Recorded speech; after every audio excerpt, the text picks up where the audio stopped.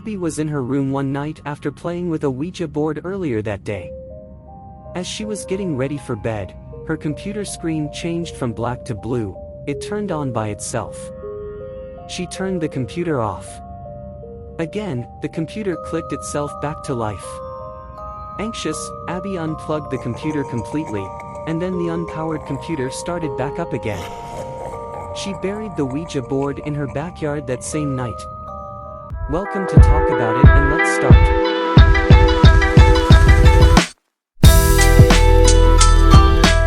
The Ouija board, a mysterious and controversial tool that has been used for centuries to communicate with the dead.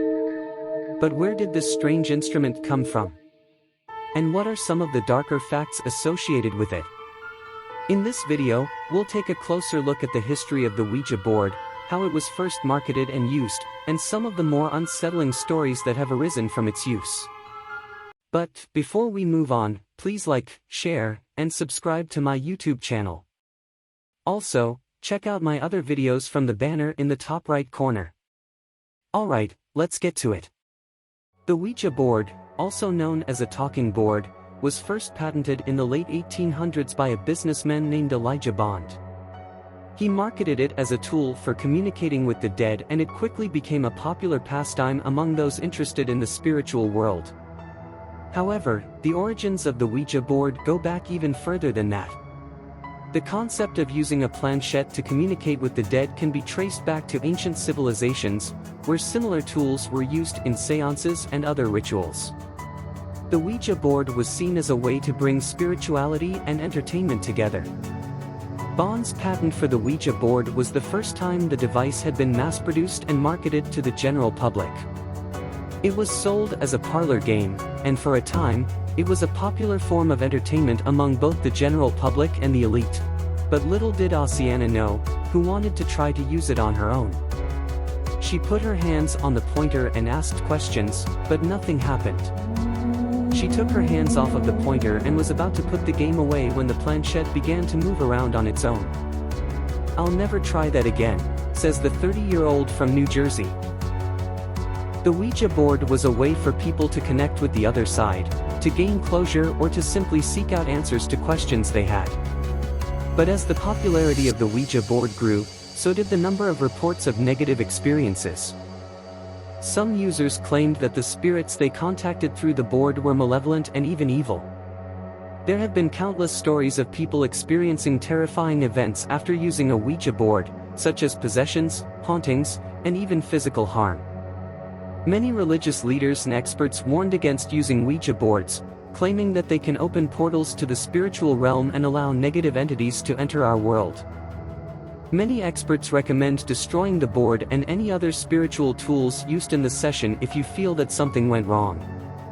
They also recommend never to use Ouija board alone and to always have a clear intention and to be mentally and emotionally stable before using it. It's also important to have a sense of skepticism and to question the information that comes through the board. While the Ouija board may be nothing more than a game to some, it's important to be aware of the potential dangers associated with it and to always use caution when experimenting with the spiritual realm. Whether you believe in the power of the Ouija board or not, it's important to approach it with respect and care. Many YouTubers such as FaZe Rug have experimented with this planchette on numerous occasions and experienced some of its worst effects.